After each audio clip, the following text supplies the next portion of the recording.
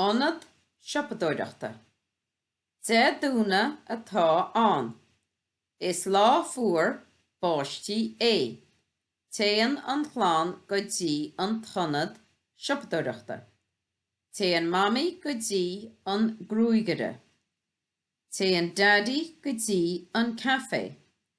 Téan an mac go dtí an siopa sládmharaga. Téan an inin go dtí an siopa álíne. Ionad Siopadóireachta Shopping Centre, de dúna, Sunday, báistí, raining, téan, goes, grúigere, hairdresser, siopa sládmharaga, bargain shop, siopa álíne, art shop. Cén lá atá an. De dúna atá an. Cá déan an chláán. Téan an chláán go dtí an tionad Siopadóireachta.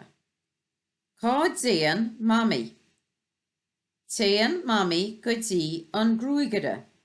Cá déan daddy. Téan daddy go dtí an cafe. Cá déan an inin. Téan an inin go dtí an siopa álíne.